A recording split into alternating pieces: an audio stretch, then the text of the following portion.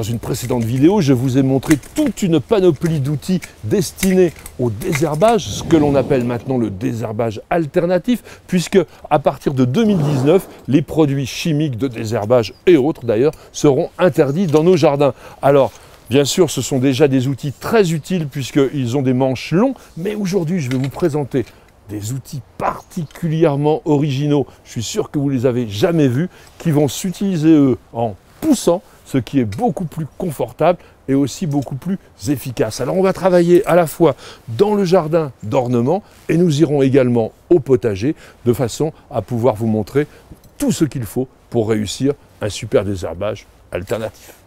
Nous avons ici la combinaison d'une ratissoire et d'une binette qui me permet de travailler soit en tirant, soit en poussant et même en creusant. Donc on a quelque chose d'extrêmement polyvalent et qui a aussi comme gros avantage d'avoir ici un bord arrondi, ce qui me permet de passer le long des obstacles, le long des cultures, sans risquer de les abîmer. C'est un outil vraiment très particulier, mais très pratique et très malin. C'est généralement au potager que l'on a le plus de travail de désherbage, tout simplement parce que les cultures tournent très rapidement, parce qu'on les nourrit et surtout parce qu'on les arrose. Donc la végétation sauvage indésirable, ce que l'on appelait dans le temps les mauvaises herbes, aujourd'hui c'est pas très politiquement correct, se développe en abondance. Et regardez ici, auprès de mes navets, j'ai énormément de végétation, je vais utiliser un outil tout à fait particulier qui s'appelle la binette Spork. Alors la binette Spork, regardez, c'est une sorte de trident qui est bien affûté ici et il y a une ouverture là de manière à ce que l'on puisse facilement éliminer la végétation. Autre grand avantage, j'ai un immense manche de 1,70 m de long, hein, regardez, pratiquement ma hauteur. Et puis, fin du fin, nous avons ici une poignée qui va me permettre à la fois de travailler droit et de gagner beaucoup de force, tout simplement en poussant. Donc on est dans un outil à pousser, et regardez, on passe au travail, et ça va le faire tout de suite. Voilà. On peut vraiment bien dégager cette végétation, voilà. Et là on va passer au mouron.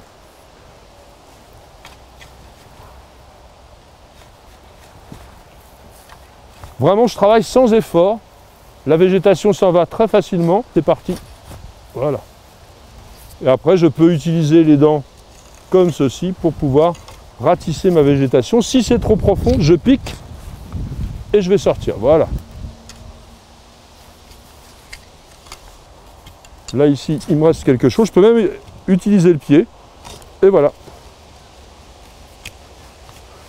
C'est sûr que les trous qu'il y a permettent d'éviter de garder la terre autour de l'outil. Et on désherbe vraiment de façon très efficace. Et vous allez voir, on va même pouvoir éliminer les plus puissants chardons. Grâce au fort pouvoir de pénétration de la binette Spork, je vais pouvoir arracher les chardons, donc plus verticalement. Et le chardon qui a une racine pivotante, et bien voilà, on l'a coupé vraiment très net. Ici, on recommence. Et j'ai même pas à me baisser, je travaille tout droit. Et les plantains, hop, c'est parti. Les pissenlits, hop.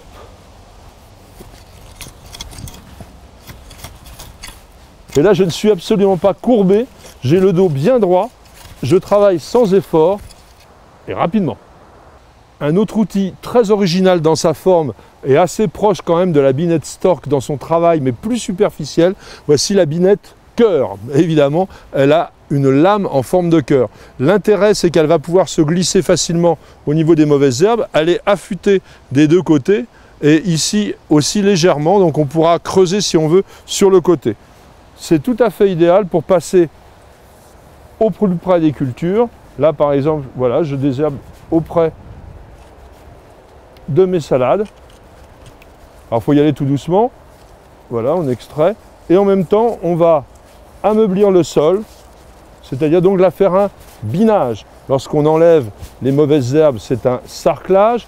Lorsqu'on se contente de travailler sur la souplesse du sol, le décroutage en surface, eh bien on fait ce que l'on appelle un binage.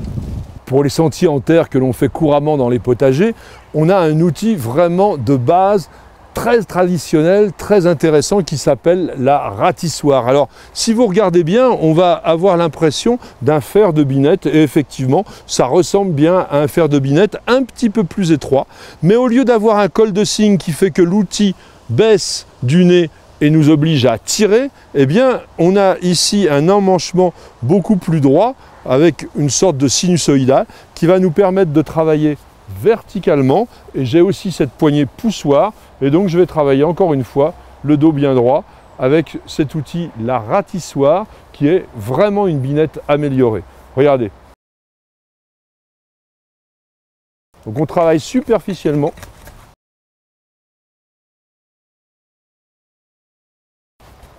Et là, je continue. En poussant, j'ai plus de force, de toute façon.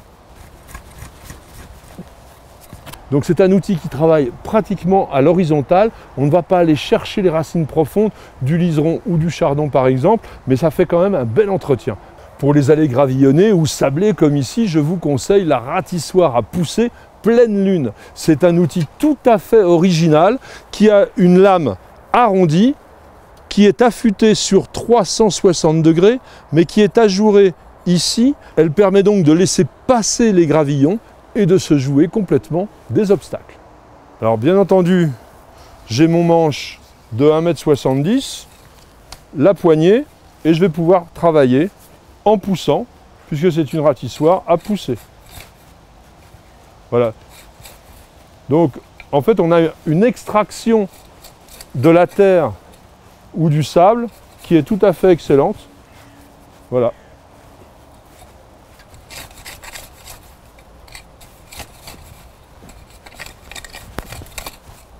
Et donc on voit que la terre ne gêne pas du tout la progression de l'outil. Voilà, avec le sable, on passe sans aucun problème.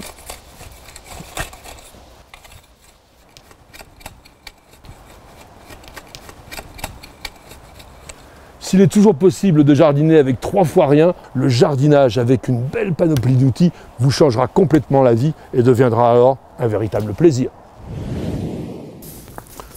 Vous aimez notre émission Découverte Jardin, vous regardez souvent nos vidéos, eh bien n'hésitez pas à aller sur notre site News Jardin TV. Il y a une foule d'articles, il est fait pour les passionnés comme nous de plantes, de botanique et de jardin.